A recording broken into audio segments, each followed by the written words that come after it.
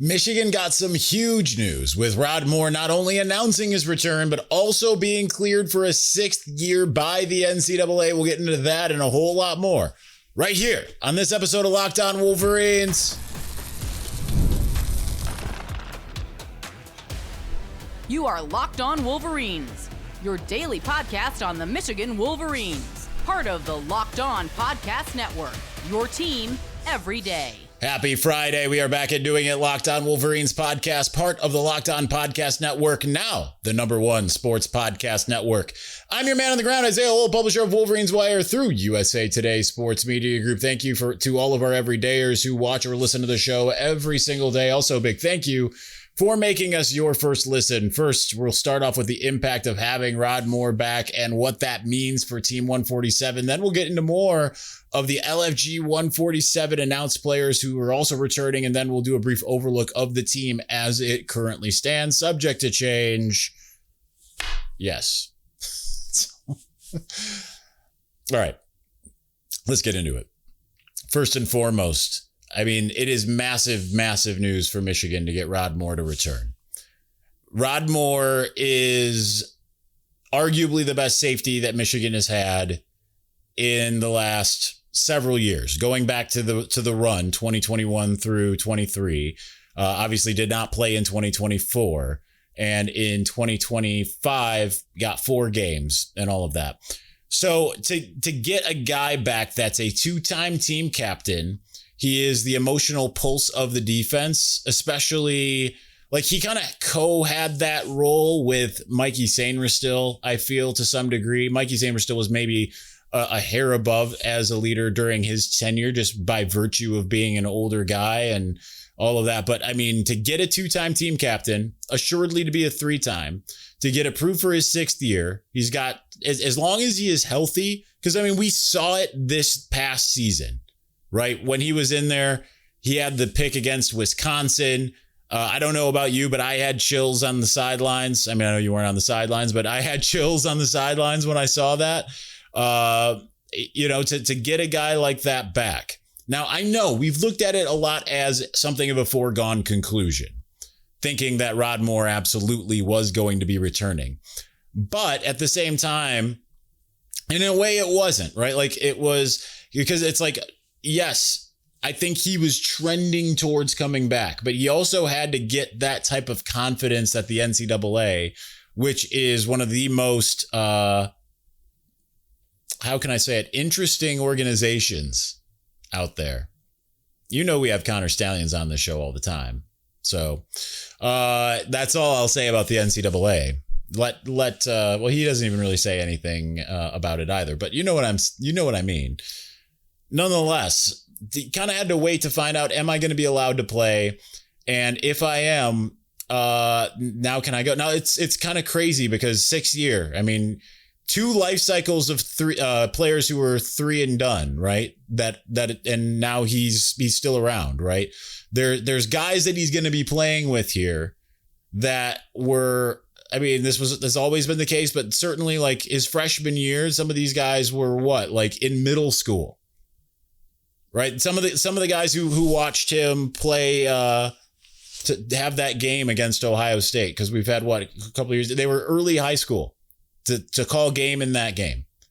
So he's a guy that has tended to be a ball hawk. He's a guy who's a hard hitter. He's a team leader. He does a little bit of everything. And to pair him with what they've already got, the fact that they're bringing in Chris Bracey, they've still got Mason Curtis. Right, like they added Smith Snowden to the secondary as well, who you kind of feel like is going to be a nickel.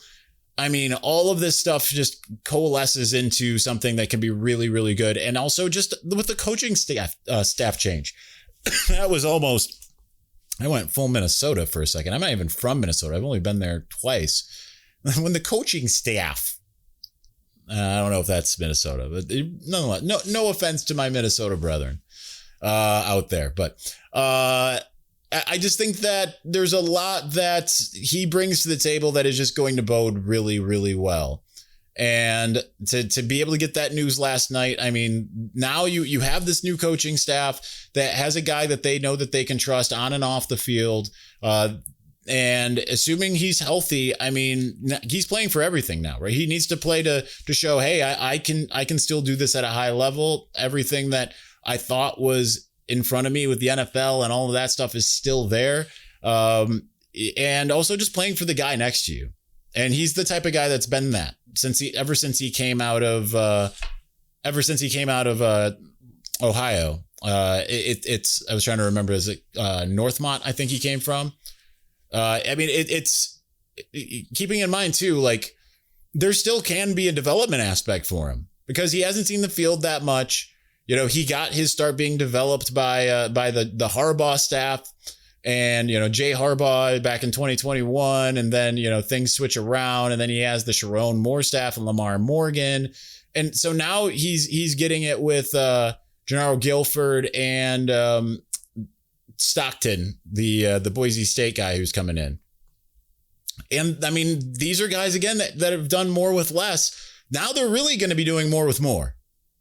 And I mean that so much in MORE with MOORE. I think it's really exciting, the idea of what he's going to bring to the table. And especially with a chip on his shoulder. He's always had a chip on his shoulder. He's always been out to prove what he's capable of doing. And now I just think it's going to be even that much more glaring once he is healthy and back out on the field. Now, that's still an if, right? He still needs to get healthy. He still needs to get to a point where he feels 100% like he can go out there and do everything that he thought he could. You have to imagine now that like he went through a year of understanding like, okay, they haven't fully diagnosed this one correctly. And now they have. Now I can, you know, do everything that I need to do.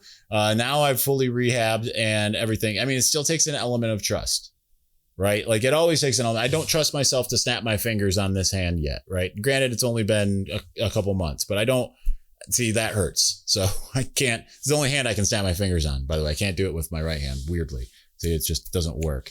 But here I normally can. But it takes an element of trust in your own body to be able to do it. And that's going to take a little time. But now you imagine he'll probably be available spring, right? Because he was available this year, had a little bit of a setback beyond the setbacks that he already had. And, got a medical red shirt and is good to go. So I think this is huge, especially it just, again, helps with some of those younger guys. It helps with Kanawha Winston. It helps with Shamari Earls and some of those other guys who are in the DB room, right? And, you know, even helps with some of the veterans, having Jair Hill and some of those out there. So I think it's really exciting news. And it's exciting, just like a lot of these guys who are coming back. Let's get into the LFG 147 campaign. Kind of still interesting that they how that's kind of gone. And we'll get to that here in just a moment. But before we do, the college football playoff is here, and FanDuel is giving all customers even more ways to get in on the action every single game day of the playoffs, because right now, every college football playoff game day, FanDuel users get a profit boost waiting for them in the app.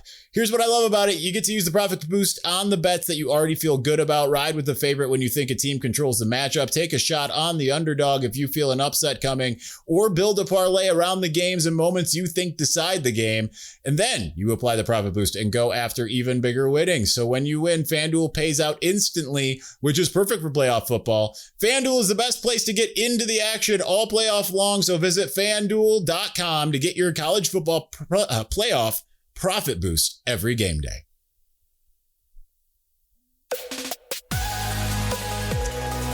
Thank you for making Locked On Wolverines your first listen of the day, and thank you for making Locked On the #1 sports podcast network. You already live your team every day. Now take it up a level and go ad-free. Join the Everydayer Club.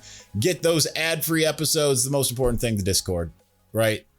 I haven't had a paywall to work with since my time at 24/7 Sports. Now we got one. We're in there getting nuts. You know, you can, if you get in there, you can ask me questions. We can hang out. We can talk. Like yesterday, people were asking me about what Christian books they should look into, right? Like that, you have that mixed with, hey, how do you feel about Andrew Marsh? How do you feel about Enoetta? How do you feel about Rod Moore? How do you feel about all these things? What are you hearing about this cryptic post that's over on another paywall site? And I can go there and tell you. So come on, join us over there It's $5 a month or $50 for the year. It's lockedonwolverines.supercast.com, or you can check the show notes for more. All right, let's get into the LFG 147. It's kind of a little bit difficult because we got to change the font size here on the okay, I can't really read that, but okay. So there are several players who have been announced. They're continuing to announce them. I want to remind you the transfer portal technically closes tonight at 11:59. Schools have 48 hours, I believe, to put players in it, and then they can commit whenever, right? Like that's not, so guys that they're still looking at, right? There is the expectation that Celeste Moa is going to commit tonight. We'll see if AC Moa follows suit with that. There's other people out there. And we'll see too, because I know that Michigan's tracking someone that is, on the fence about potentially being in the portal, and they're tracking that. That's the beauty of the agents and the back channeling and all of that kind of stuff. We'll see if that person ends up entering the portal and what have you. But nonetheless, I mean, there's obviously a litany of guys who have decided to come back officially. So I'm going to run through the names real quick, and then we'll kind of react to that. Avery Gash, Mason. We'll give the position groups as well. Offensive guard Avery Gash, safety Mason Curtis, safety Rod Moore, cornerback Shamari Earls, edge rusher Dom Nichols, linebacker Nathaniel Wusu Boateng, cornerback Jair Hill, cornerback Zeke Berry, defensive tackle Trey Pierce, edge rusher Nate Marshall.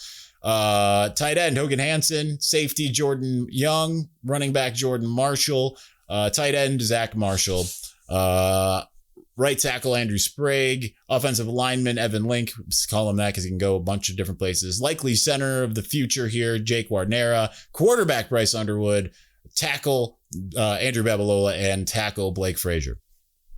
Might be missing some. Those were the ones that were either announced by Michigan, and some of them I recalled were announced by the players themselves. Obviously, I think the great thing is that you've got a couple in there like Zeke Berry, Jordan Young, Jake Wardnera, who were in the portal and decided to come back. Andrew Sprague. So, I mean, that's already a win. But then just to have that comfort to sit and be able to say yeah, Michigan's going to have Trey Pierce. Maybe we'll have Enoetta, right? That's one we're waiting to see. And now Chris Ballas is reporting, I think, along with Pete Nakos, that Enoetta is expected to return to Michigan. So that's big news. So that gives you the two guys that that, I shouldn't say the two guys are going to start, because Jonah Lea finally got announced. So you've got him in the fold. And again, this isn't even mentioning the new guys that they've added here. But I just wanted to give these guys their moment in the spotlight. Offensive line, to me, it's funny. Actually, in the Discord, someone was saying oh man, really feel like, it wasn't in the Discord. It was for the mailbag yesterday. So on Twitter, they're like, offensive line feels like it's not doing very good. And it's what are you talking about? They got everyone back that they want to. And I think that's the thing. Across the board here, there's only a handful of guys that you look at and say, really was it 3 that you say, really wish we could have kept that one? Cole Sullivan, obviously. And then beyond that, I think you're looking at Elijah Dotson and Jaden Sanders. So 2 younger, unproven guys, 1 proven guy that you're yeah, I wanted to get him back. But other than that, I think for the most part, and this isn't a knock on Brandon Hillman, this isn't a knock on some of the guys that did decide, or Samaj that decided to go elsewhere. But I think that when you're looking at the kind of culture that Kyle Whittingham is going to be building here and all of that, I think that this just bodes well. Now, not everyone's been named, right? I understand it. There's people who are really high strung about the idea that Andrew Marsh has not been listed. I mean, Troy Bowles hasn't been listed. But we are getting dangerously close here to the point, thankfully, where we're no longer going to be waiting on eggshells to see who goes, right? You've got, it's 5:01 as of right now on Friday. So you've got 7 hours, and you have to assume for the most part, if you haven't heard anything, that you're good. Now, again, schools can take 48 hours to put guys in. I think we'll hear if there's anyone else, but team feels really pretty much set. They've lost quite a few guys. A lot of them are ones that you look at and say, were those starting caliber guys this year? Probably not. So that's kind of typical. It's culling the herd. It's separating the wheat from the chaff. And it's huge to get like, okay, Jordan Marshall, I'm back. You add Taylor Tatum. You add Savion Hyder. That room's solid, right? Like cornerback, you feel a lot better about it now, even though Shamari Earls is unproven at this point. Sam Webb had posted that he had an injury he had been working throughout the year. But still, now you've got Zeke Berry, Jair Hill, and Shamari Earls to add with Smith Snowden. That room feels set. You got Mason Curtis, Rod Moore, Jordan Young, and Kanoa Winston. I know I'm missing somebody in the safety room. I know I'm doing it, and I just can't. And then, but you add Chris Bracey as well. That room feels set. Wide receiver, you add. Okay, so I'm getting ahead of myself. This is the whole point of the next segment. So let's just do that because, I'm just doing it early. Apparently, it's how we do things around here. All right, we'll do that here in just a moment.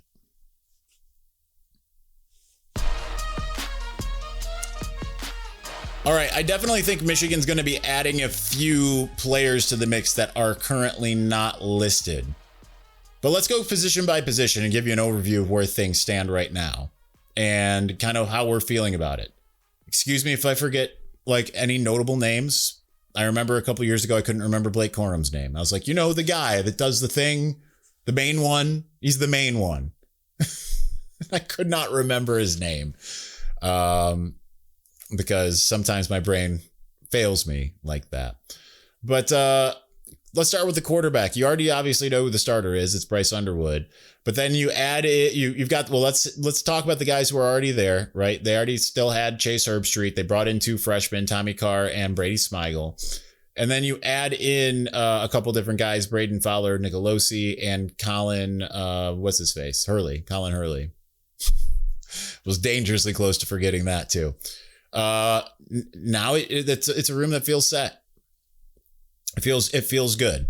Running back, we just covered that. I mean, running back feels incredible. I mean, and we'll see, again, Bryson Cusdall, there's been some smoke that he might return. You still have Micah Capana. You still have Donovan Johnson. There's still some guys there that didn't enter the portal that could absolutely be a part of the rotation, even though we're not talking about them, right? Like, that's the beauty of it. They have so much talent there. Wide receiver, you know who the starters probably are. Andrew Marsh, Jamie French, JJ Buchanan. And then you see, will a Channing Goodwin improve in year number 3? Will, can Amarian Stewart stay healthy and actually play? Jamar Browder, can he finally step into that role with, potentially this coaching staff elevating his game?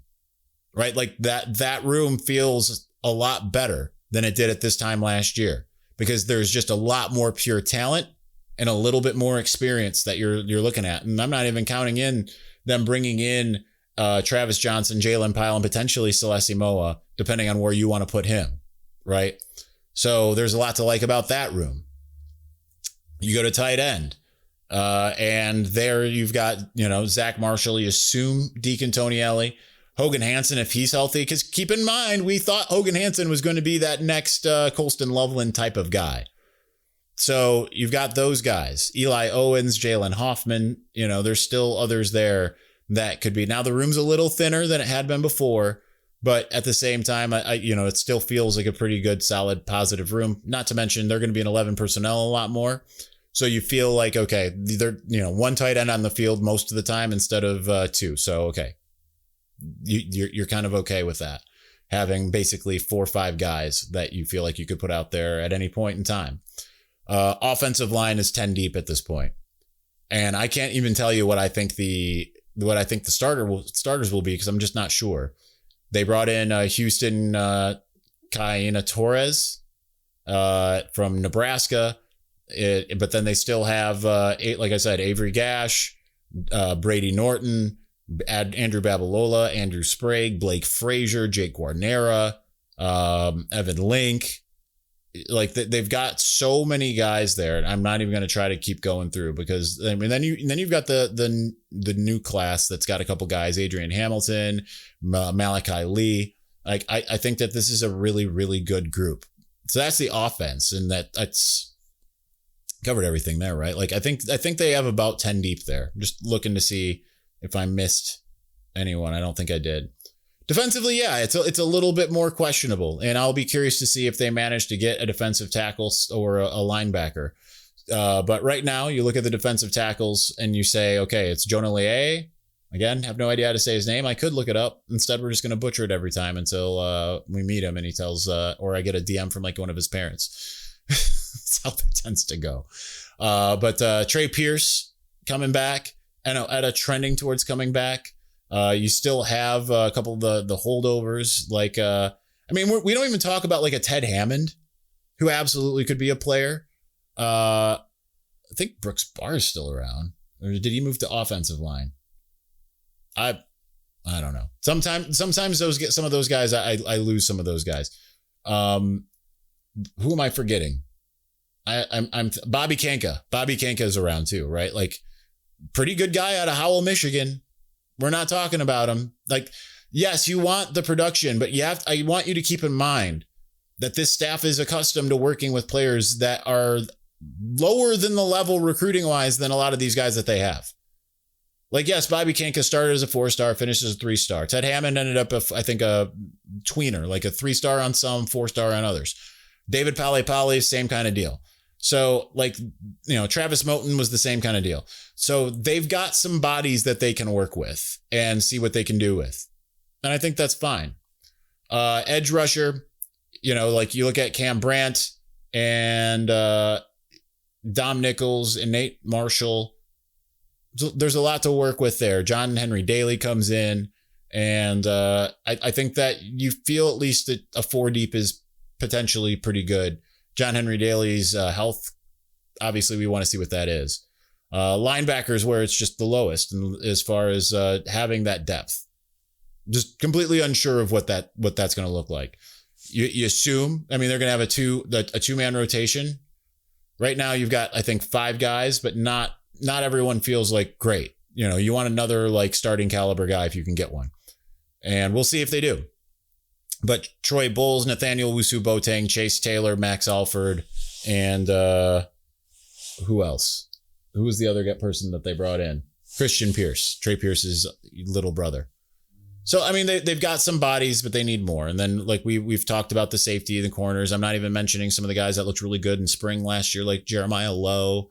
But obviously, and then you've got the recruiting class. You never know who's going to end up being those first-year guys. Rod Moore was a first-year guy that by the end of the year was just, he comes out against Penn State and you're like, who's this? How is he doing what he's doing? So I think they have a good mix between veteran talent and everything. And it's not always going to be about the idea of having the perfect team to go out there right away, right? Like every team has some place where you say that could be a weakness. Even 2023, I can't remember what it was offhand, but like every year there's that. And it's not about being the 2004 Pistons and adding Rasheed Wallace in the middle of the season. It's more about one of the guys that they already have elevating themselves to that. Now, it's a hard schedule, but like I think all bets are off with the coaching staff, Jason Beck being able to do some things with this offense that we haven't seen in a long time and having the personnel to do it. Certainly, like he likes to run the ball. They've got guys who can do that. Utah had the best, I think, it wasn't PFF, but it's some other metric, had Utah as the best offensive line last year. They didn't have the type of caliber of athletes that Michigan has. Jim Harding is an incredible coach. You just put all this together and you just got to basically have better game plans than Michigan has had in some of the big games, particularly this last year. Year before, yeah, there were some bad game plans early on and then some better ones later on, obviously. So I think that it's not, I wouldn't worry and sit there and say too much like, yeah, those are spots where they're thin. They can find ways to mask those, and you hope that some of those guys elevate themselves. That's kind of the point of winter conditioning, spring ball, and summer conditioning and fall camp, is being able to get what you have to be good enough to get out there instead of just always finding those plug and play types. Anyway, that's going to do it for us today. Thank you so much for watching. Thank you for listening. We will talk to you again next week. Peace.